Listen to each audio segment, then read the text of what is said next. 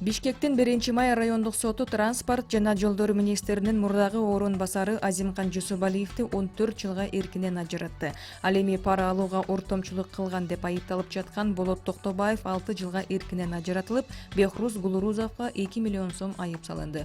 Гулурузов сот залынан бошотулду. Жусубалиевдин жактоочусу Жыргалбек Бабаев райондук соттун чечимине каршы жогорку инстанцияга кайрылаарын билдирди. Кечээ соттук териштирүүдө Азимкан Жусубалиев аны менен бирге айыпталган Болот Токтобаев жана Бехруз Гулурузов акыркы сөзүн сүйлөдү. Жусубалиев кызматтап турганда жолдорду куруу боюнча өлкөдө 13 ири долбоор ишке ашкандыгын, бирөөндө дагы эч кандай кызыкчылыктарга жол берилбегендигин айтып, соттон аны актоону өтүндү. Нарын Байетов унаа жолунда катталган жол кырсыгында каза болгондордун бири 6 айлык наристе. Бул туурасында Нарын облустук ооруканасынын сыныктар бөлүмүнүн дарыгери Айбек Манапаев билдирди. Анын айтымында аталган жол кырсыгынан жабыркаган 4 адамдын абалы оор. Жол кыймылынын коопсуздугун камсыздоо бөлүмүнүн маалыматына караганда кечээ Нарын Байетов унаа жолунда 2 унаа кагылышкан. Окуя болгон жерге Нарын облустук ооруканасынын тез жардам кызматы барган жана жаракат алган адамдар аймактык ооруканага жеткирилген. Айбек Манапаев Нарын облустук ооруканасына 3 адам оор абалда келип түшкөндүгүн билдирди. Аламүдүн районундагы мал базарда бир адам жаш жигитке бычак сайып ал каза болду. Шектүү катары 35 жаштагы жаран кармалды. Бул туурасында Чүй облустук милициясы билдирди. 28 июль күнү Аламүдүн районунун милиция бөлүмүнө Төмөнкү Аларча айылында бир адам бычактан жаракат алгандыгы туурасында маалымат түшкөн.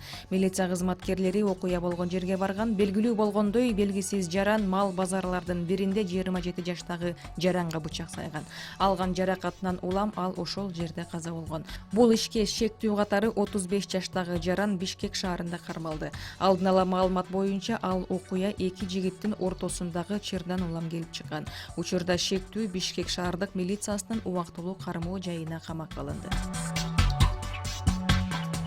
Бүгүн Бишкек шаарынын Октябрь райондук соту экс-президент Алмазбек Атамбаевдин мурдагы кеңешчиси камактагы Икрамжан Элмияновдун ишин карай баштайт.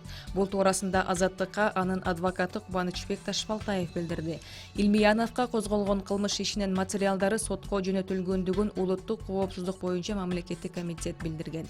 Мурдагы өлкө башчы Алмазбек Атамбаевдин эң ишенимдүү адамдарынын бири катары таанымал Икрамжан Элмиянов өткөн жылдын 20 октябрында Орусияда кармалып Кыргызстанга жеткирилген. Ал учурда Бишкектеги УКМКнын тергөө абагында кармалууда. Элмиянов мамлекет башчысынын кеңешчиси болуп 2015 жылы парламенттик шайлоодон кийин иштеген. Ага чейин президенттик аппараттын башчысынын биринчи орун басары болгон. Крим төбөл Азиз Батукаевдин мөөнөтүнүн эрте түрмөдөн бошотулушу боюнча сурак берген парламенттеги Республика Ата журт фракциясынын депутаты Зарылбек Рзалиевдин абалы дурус.